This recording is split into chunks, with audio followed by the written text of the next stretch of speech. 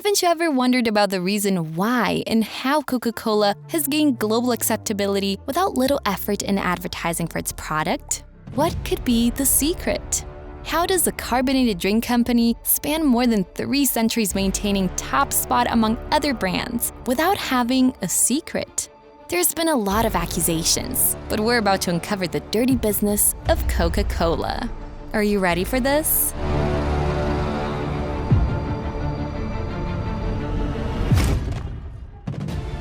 In the 1990s, amidst a growing distrust of conventional medicine, people increasingly turned to home remedies. Capitalizing on this trend, some entrepreneurs began selling so-called medicinal potions and elixirs. These products, largely unregulated, often contained harmful and ineffective ingredients, but were marketed as cure-alls. Among these was Vin Mariani, a popular concoction of wine and cocaine, claimed to cure nearly any illness if consumed daily. John Pemberton, a war veteran and chemist who had developed a morphine addiction after being treated for battle injuries, was particularly fond of Vin Mariani.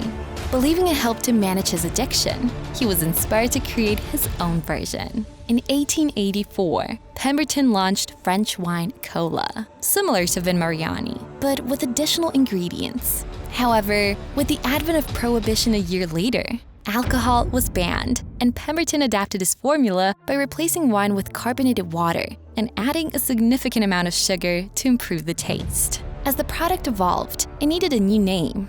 Frank Robinson, Pemberton's bookkeeper, suggested Coca-Cola, a name reflecting its key ingredients: the caffeine-containing cola nut and the cocaine-rich cola leaf. Despite Coca-Cola's later denials, historical evidence confirms the inclusion of cola leaf in its early formula. By 1929, the company had removed the psychoactive cocaine elements from the cola leaves in response to changing attitudes about cocaine. Initially, Coca-Cola struggled to find a market, but these foundational changes set the stage for what would become one of the world's most iconic beverages. While early advertisements touted it as a remedy for various ailments, sales languished due to the saturated market of similar medicinal products. As Pemberton's health deteriorated due to increasing pain and addiction, he sold his company to Asa Candler for $2,300, shortly before his death in 1889. Candler took over at a challenging time, when Coca-Cola was not particularly popular. To boost its visibility, he blanketed the town with Coke advertisements and even pioneered the use of coupons by sending them to pharmacy customers to encourage trials of the drink. Realizing the limitations of marketing Coca-Cola as a medicine, Candler repositioned it as a refreshing beverage for the general public, distancing it from the disreputable patent medicine industry.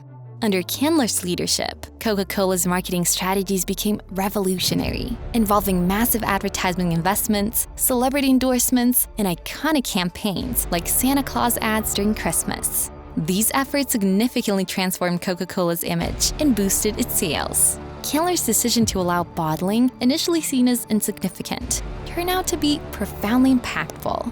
He granted bottling rights for a nominal fee, understanding the potential of this venture. The success of bottled Coca-Cola was tremendous, leading to unexpected challenges in maintaining control over pricing and distribution rights, eventually resulting in costly legal battles to regain some of these rights. During World War II, Coca-Cola undertook a strategic and controversial initiative to solidify its global presence, utilizing extensive lobbying efforts to secure a unique advantage over competitors. The company convinced the US government of Coca-Cola's supposed benefits for maintaining morale and providing an energy boost to soldiers, which led to a Coca-Cola executive being placed on the rationing board. This position enabled the company to obtain an exemption from sugar rationing, a privilege not extended to other companies. Coca-Cola's president made a public promise to ensure every uniformed man would receive a bottle of Coca-Cola for just 5 cents, regardless of the cost of the company. While this decision initially resulted in financial losses for each bottle sold, it brilliantly bolstered Coca-Cola's image among the American public and soldiers, intertwining the brand with patriotic sentiments and significantly enhancing its goodwill. The company capitalized on this patriotic image by launching wartime advertisements featuring soldiers and struck a deal with the government to establish Coca-Cola bottling plants overseas, funded largely by taxpayer money.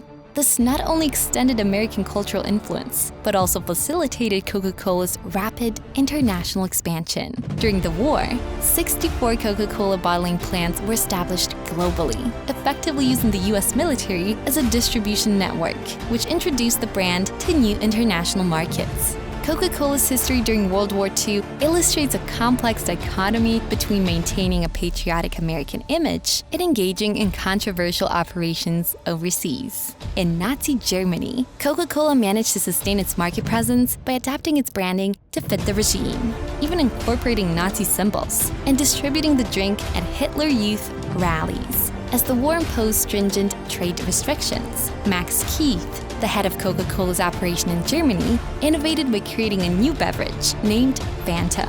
This drink was made from available local ingredients, such as apple fiber, and quickly became popular throughout Germany. Allegations have surfaced that forced labor from concentration camps may have been used in Fanta's production, raising serious ethical concerns. Despite these controversies, after the war, the profits from Fanta sales were redirected back to Coca-Cola's main headquarters, and Keith was rewarded with a promotion, highlighting the company's pragmatic approach to business during the tumultuous period. By 1955, Fanta had become a globally recognized product, contributing significantly to Coca-Cola's international portfolio, though its wartime origins were fraught with moral implications. However, Coca-Cola's success hinges less on the formula and more on its pervasive marketing strategies. An illustrative case involved a teacher's proposal to include healthier options in school vending machines, only to discover that an exclusive contract with Coca-Cola barred any alternatives, paying schools about $3,000 annually, or roughly $1 per student. This approach is replicated across numerous schools, embedding Coke's products into daily routines from a young age, a strategy designed to foster lifelong customers. Basically, the best way to make someone a Coke customer for life is to ensure they drink it from the earliest age possible. One Coke marketing chief pointed out that it's far easier to get them at a young, vulnerable age to become a Coke customer for life than try to convert them later on when they're older. In some of the contracts, the school could even earn additional money by selling more Coca-Cola to its kids. And since many schools were underfunded and in desperate need of money, they would sell Coke's products to their children. This is just one of many ways Coke has managed to circumvent the rules about advertising to children. Another way is that Coke has produced countless collector's items, including Barbie dolls, playing cards, board games, delivery trucks, and other toys that they claim are for adults. Then, of course, there's all the Christmas ads deliberately tying Santa and Coca-Cola together in the minds of impressionable children. In 1982, Coke even bought Columbia Pictures so they could easily integrate product placement into their films. Although they later sold the film studio and decided just to pay other companies for Coke product placement instead. But product placement in family films is a clever loophole that allows them to circumvent rules about targeting children. And it works. Research has shown that even for babies, Coke is one of the most recognized brands in the world.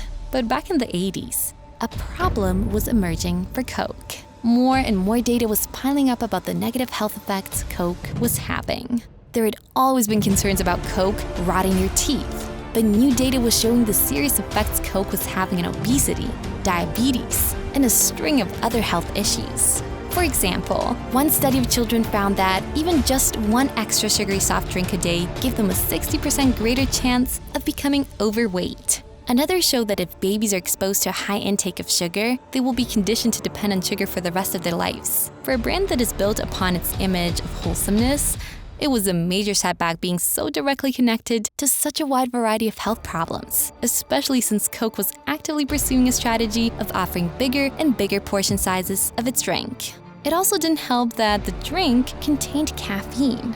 Coca-Cola claimed that this was purely for taste purposes, but in blind taste tests, people couldn't tell the difference with a non-caffeinated version. This left people wondering why Coke continued to add this addictive caffeine to a drink that's being sold so much to kids. However, the soda industry had come to a similar realization that the tobacco industry had come to.